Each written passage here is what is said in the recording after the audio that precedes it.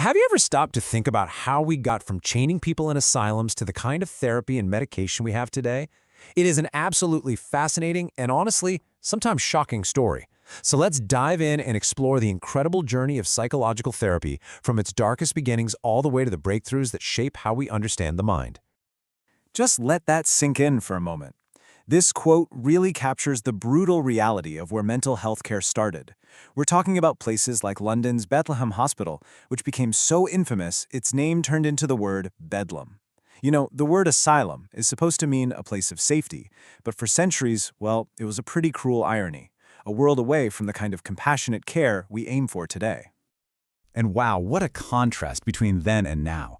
In the past, treatments were all based on this frankly brutal idea of purging the body of impurities. Think about it. Bloodletting, beatings, ice baths. Today, our focus is completely different. It's all about psychotherapy to understand the mind and medication to help balance the brain's chemistry. So, how in the world did we get from there to here? Well, here's the roadmap for our journey.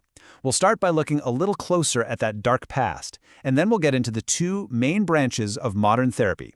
From there, we'll dive into therapies that are all about insight versus those that are about action.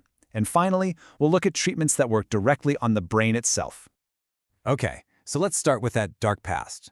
For centuries, severe mental illness wasn't even seen as a medical condition. Not at all. It was often viewed as something like demonic possession, and the so-called treatments were really more like punishments designed to, drive out evil spirits. It was just a brutal and totally misguided way of dealing with profound human suffering. And all of that history really sets the stage for the two major approaches we use today. Modern therapy basically splits into two big camps. One that treats the mind through talking and understanding, and another that treats the brain and the body through medical intervention, mind versus body. First up, we've got psychotherapy, which is what most of us just call talk therapy. Now, the goal here can be one of two things. It can be about helping people understand themselves better, we call that an insight approach, or it can be about directly changing specific behaviors, which we call an action approach. And don't worry, we're going to explore both of those. On the other side of the coin is biomedical therapy. This approach is built on the idea that psychological disorders have biological roots, so it makes sense that the treatments are medical, things like medication or other procedures that directly affect the brain's functioning to help relieve the symptoms. And right here, you can see the key differences side by side. Psychotherapy is amazing for helping a person understand their disorder, build coping skills, and get to the root causes. Biomedical therapy, on the other hand, is fantastic for managing the actual symptoms. But here's the crucial point, and this is really, really important. They often work best when they're used together. Think about it. Someone whose symptoms are under control because of medication is in a much, much better position to really dig in and benefit from talk therapy. All right, so let's explore those insight therapies a little more. These are the approaches that are all about figuring out the why. They're designed to help people dig deep and really understand where their feelings and behaviors are coming from. And you just can't talk about insight without talking about the man himself, Sigmund Freud. His idea was totally revolutionary at the time. He believed our problems are actually rooted in these deep, unconscious conflicts.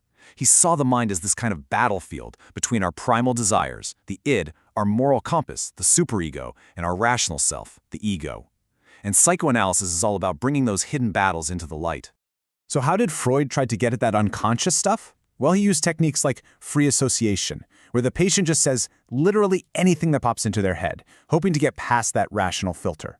He also looked very closely at transference. That's when a patient might start unconsciously treating their therapist like an important person from their past, like a parent. And in doing so, they reveal all these deep-seated feelings. Now, traditional psychoanalysis could take years, but modern versions, called psychodynamic therapy, are usually shorter and more focused on our sense of self today. But not everyone was convinced that our past has to define our future. And this brings us to a totally different approach. Humanistic therapy. Instead of digging into the unconscious past, humanistic therapists focus right here on the present, on our conscious choices, our incredible potential for growth, and our journey to becoming our best selves. Carl Rogers, who is a huge figure in this movement, believed that for therapy to really work, the therapist has to provide three essential things. First, authenticity. They have to be a real, genuine person. Second, unconditional positive regard, which means creating a completely warm, accepting, non-judgmental space. And third, empathy, truly trying to see the world through the client's eyes. It's all about creating this safe, supportive environment where a person can really start to flourish. Okay, let's switch gears completely. We're moving away from understanding the why, and we're jumping into changing the what. These are the action therapies, and as the name suggests, they focus on modifying specific, problematic behaviors. The core idea of behavior therapy is actually pretty simple, but it is so powerful.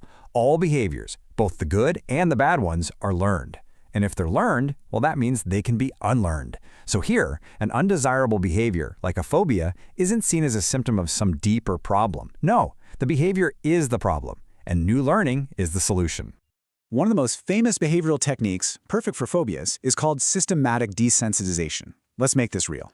Say you're terrified of flying. Okay, step 1, you learn techniques to get your body into a state of deep relaxation. Step 2, you create what's called a fear hierarchy, a list from the least scary thing, like maybe just watching a plane in the sky, all the way up to the most scary thing, actually being on a flight. And then step 3, you slowly work your way up that list, confronting each fear, but using your relaxation techniques the whole time, until that fear response is replaced by a calm one. It's pretty cool. Now, two other powerful action-based techniques are aversion therapy and flooding.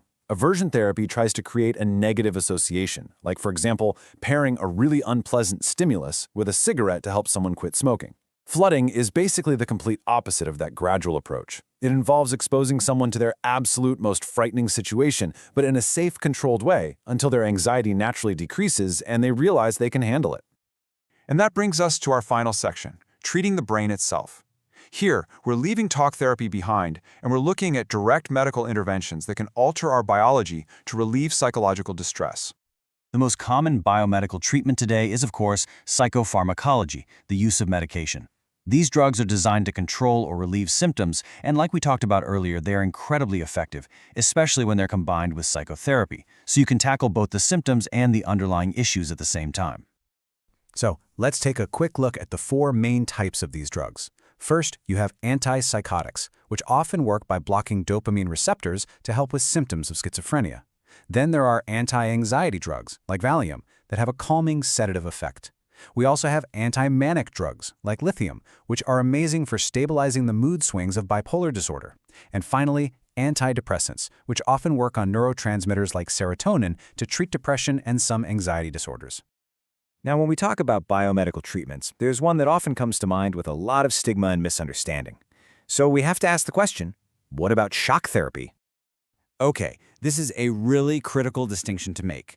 In the past, electroconvulsive therapy, or ECT, was used poorly and could be a truly brutal procedure. Today, it is a completely different story. The patient is given a sedative and muscle relaxants. A very brief, controlled electrical current is applied, usually just to one side of the brain to minimize memory loss. It is now considered a safe and, for some people, a highly effective treatment for severe depression that hasn't responded to anything else. So, after all that, what's the big takeaway here? I think it's this. Modern mental health care isn't about finding one single best approach that fits everyone. It's really about building a personalized toolbox. The most effective treatment often combines psychotherapy for insight and coping skills with biomedical therapy to manage the symptoms, all carefully tailored to what that one specific person needs. This whole journey, from insight to action to medication, brings us to one final, personal question. The tools we have available for mental health are more varied and more effective than at any point in human history, and it leaves us with something to think about. If you needed help, which tool from this incredible, hard-won toolbox would you reach for first?